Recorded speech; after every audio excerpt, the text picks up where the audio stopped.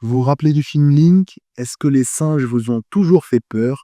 Aujourd'hui, on va parler de primates.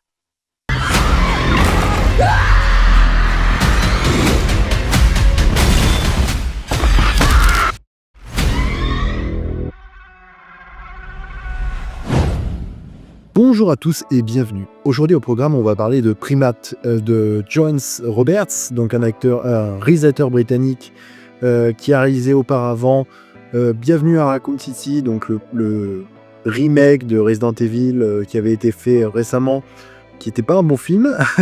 Et il a fait les 47 Meters Down, qui sont les films de requins, qui étaient des films, j'ai vu le premier qui était passable, mais qui n'étaient pas des grands films. Donc j'avais peur de savoir ce que j'allais m'attendre avec un projet comme Primates. Donc ce film sorti en 2026 et que je suis allé voir au cinéma donc hier, et je voulais vous en faire un petit retour. Pourquoi avant d'entrer vraiment dans le vif du sujet, ça a été par simple curiosité et parce que moi je connaissais des films comme Link, si vous les avez pas vus, qui sont des films assez cool, films des années 80 je crois, hein, avec un Terence Stamp et Elizabeth Shue, si je me trompe pas, et qui est en fait un film assez culte sur le film d'horreur avec des singes, quoi. Et c'est littéralement le film qui a lancé un peu la mode. Il y a eu quelques films, mais il n'y a eu pas tant que ça de films autres. Il y a eu des films avec des singes, style La Planète des Singes, mais pas de films d'horreur comme ce qu'il y avait pu avoir avec Link, qui fut un des précurseurs. Et donc de quoi parle ce film ? On va suivre donc Lucie qui revient chez sa famille, auprès de son père et de sa fille, accompagnée de ses amis pour profiter du bon temps à Hawaï, dans une maison, une villa, près d'une falaise, vraiment éloignée de tout. Avec ses amis, ils vont donc profiter, fêter cela. Leur père va partir pour signer des livres, car c'est un auteur à succès. Et un singe, Ben, est en gros un membre de la famille, et est là depuis bien longtemps, jusqu'au jour où il part en vrille et qu'il commence à attaquer les gens dans la villa. Voilà littéralement le scénario de Primates. Que dire ? Alors le film, il y a beaucoup de choses vraiment à amener, à dire. Déjà au niveau du casting, parce que j'ai mes notes, on a Johnny Sequoia, Jessica Alexander, Victoria Wentz et Troy Kotsur, pour en citer que quelques-uns.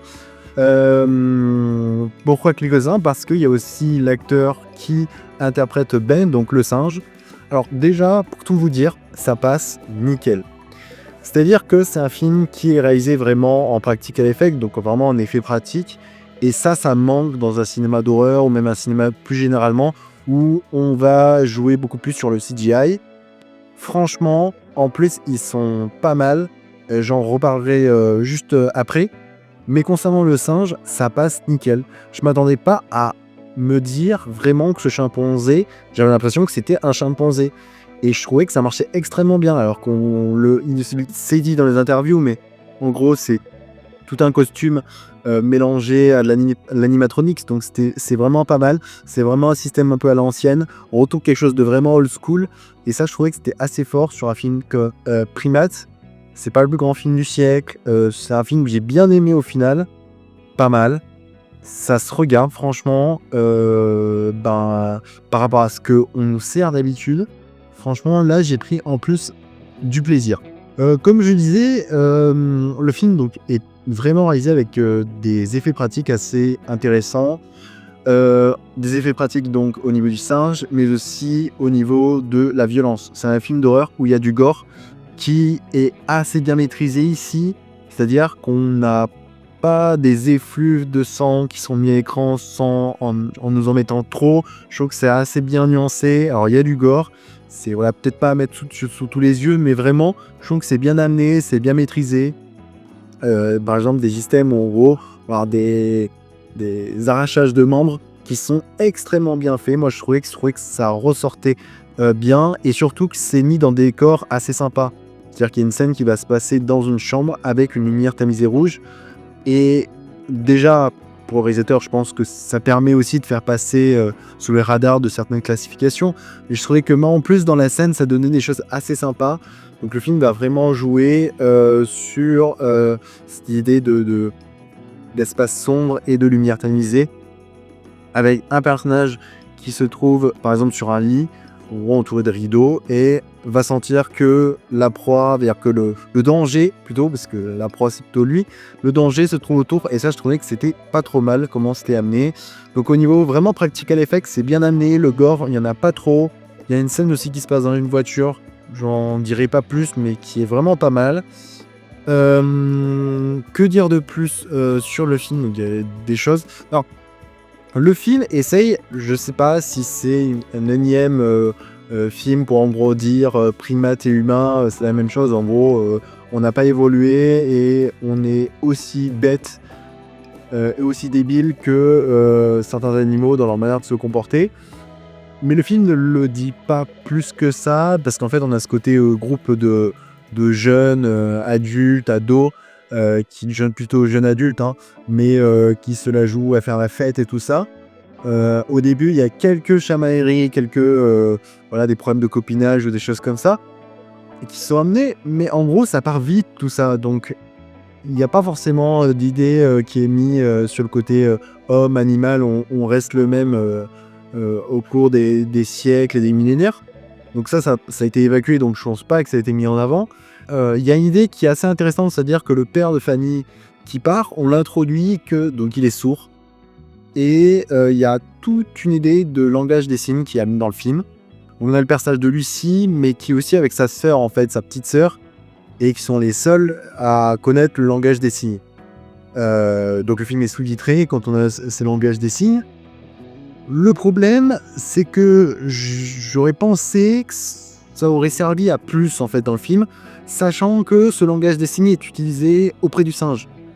Donc il peut être aussi une thématique, c'est-à-dire qu'il y a la thématique de communication qui quand même est fortement amplifiée dans le film, c'est-à-dire que ce côté langage des signes, ce côté tablette, parce qu'en fait le singe a une tablette où en gros il peut taper sur différents éléments, par exemple le nom d'une personne, Lucie, gentil, voilà. Lucie méchante, et c'est-à-dire que ça lui permet lui de communiquer derrière. Je trouvais que ça aurait pu être mis plus en avant, mais par contre là c'est un peu dommage, c'est-à-dire que les scènes qui sont utilisées pour mettre en avant ce langage des signes dans les moments d'horreur, j'ai pas forcément trouvé plus intéressant.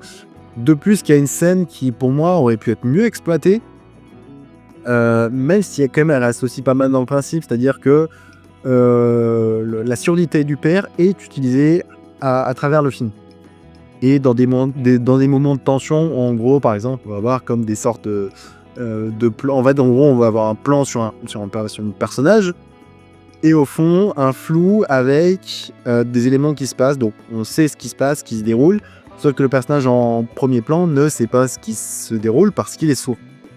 Et donc, on va avoir des scènes déjà sans son, ce qui est assez particulier au cinéma, hein. Vous vous retrouvez dans une salle où d'un coup, on coupe complètement tout son. Je trouve qu'aujourd'hui, il faut le noter, parce que quand même, c'est de plus en plus rare dans le cinéma. Et vraiment, ça donne quelque chose de très particulier. Mais comme je disais, ça aurait pu être utilisé beaucoup mieux. Parce qu'en fait, le personnage principal, on n'a même pas peur pour lui. On n'a pas peur pour la personne qui est sourde. C'est ça qui est bizarre. Ensuite... donc c'est pas mal, mais à la fois je pense qu'on aurait pu être mieux exploité dans le film. On a certaines scènes qui sont pas mal, je parlais d'une scène de voiture aussi, mais des idées avec une porte arrière qui se ferme toute seule. Je trouvais que la symbolique et l'idée étaient intéressantes. Mais par contre on a des choses qui auraient pu être mieux exploitées. On a bien sûr certains éléments qui pour moi restent des éléments négatifs du film, hein. Même si vraiment je trouvais que c'était pas mal, hein, pour ce qu'on avait. Les éléments négatifs, c'est-à-dire que les énièmes erreurs d'un film d'horreur, c'est-à-dire des actions qui peuvent être parfois bêtes, sans personnages qui vont faire des choses ou se déplacer d'une manière où on se dit on l'aurait fait d'une autre manière. Les fameux retournements de situation, c'est-à-dire que le fameux méchant qu'on aurait tué à la fin, qui en fait nous fait un énième coup, ça c'est aussi classique du film d'horreur. Et pour terminer, on a une scène qui est pas trop mal, mais c'est aussi vraiment récurrent de ce type de film d'horreur, c'est-à-dire la scène de la buanderie. On se cache dans une buanderie face à un personnage qui est devant nous. Et là, il y a un côté Alien 3, c'est-à-dire qu'on va avoir une scène où, en gros, on va avoir un personnage et le primate qui va se retrouver littéralement à quelques centimètres du visage de la personne. Et donc ça, je sais pas si c'était une référence ou s'il a vraiment voulu donner quelque chose au film, mais la scène n'était pas trop mal, comment elle avait été réalisée. Voilà, on va travailler aussi sur les écrans, sur des choses comme ça. Mais ce qui est bien, c'est que le film, moi ça m'énerve quand ça évoque, faut forcément évoquer 30 000 thématiques et être profond sur les films d'aujourd'hui. Mais là, je trouvais que voilà, le film n'allait pas approfondir quelque chose, il faisait juste ce qu'il devait faire, donc le cahier des charges, un film d'horreur efficace. Et c'est ce qu'on a avec ce primate. Petit, comment on peut dire ça, je dirais petit prix pour l'acteur qui joue dans Le Singe. Ça doit être hyper chaud, je sais pas comment il doit faire, mais franchement, il arrive vraiment à donner de lui. Et comme je vous ai dit, j'aurais pu croire que c'était un vrai.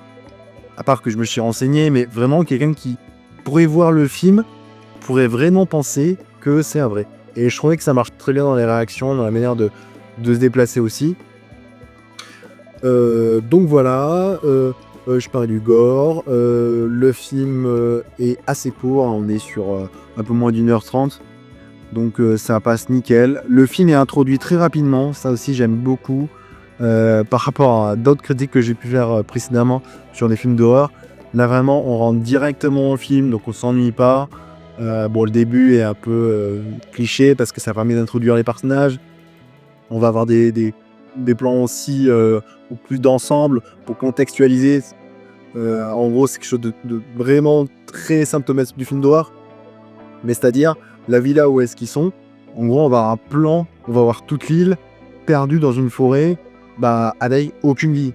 C'est quelque chose de classique, facile aussi, mais ça permet de donner une dimension en gros beaucoup plus effrayante parce que les personnages sont vraiment laissés avec eux-mêmes quoi, et n'ayant presque aucune aide. Voilà, je vais pas en dire plus parce qu'il y a des choses qui je me rappelle qui se passent aussi dans le film. Donc voilà, le casting est assez bon. Vraiment des acteurs que je ne connaissais pas du tout et qui franchement m'ont vraiment donné la patate. Je trouvais que l'actrice principale, qui est Johnny Sequoia, elle marche très très bien. J'ai beaucoup aimé aussi l'acteur qui joue père, Troy Kotsur, si je dis pas une bêtise, qui vraiment ça marche aussi vraiment bien. Et je trouvais que même l'ensemble des personnages, même si je vous ai dit qu'il y avait des réactions complètement typiques de films d'horreur, ne faisaient pas non plus, à part deux personnages, c'est vraiment cliché de films d'horreur. Sinon, la majorité, ils avaient des actions qui étaient intelligentes, moins bêtes de ce qu'on peut voir d'habitude. Et c'est surtout que c'était un film fun, vraiment à l'ancienne. Moi, ça que j'ai aimé, le gars a voulu faire un film fun à l'ancienne, sans CGI, sans trop de CGI, je pense qu'il doit y en avoir, mais encore que, il n'y en a vraiment pas beaucoup, ou presque même zéro, vous me direz. Mais voilà, dans l'ensemble, ça se tient. Le film est sympa. Et en plus, on a des scènes de tension qui marchent bien. On va travailler beaucoup aussi cette question de l'enfermement. À travers des vitres, à travers des grilles. Voilà. Je trouvais que ça marchait extrêmement bien. Voilà donc ce que je pouvais dire sur Primate, que je vous conseille cette fois-ci d'aller voir en salle. Et sur ce, je vous dis d'aller voir des films, des séries, faites-vous plaisir. Ciao!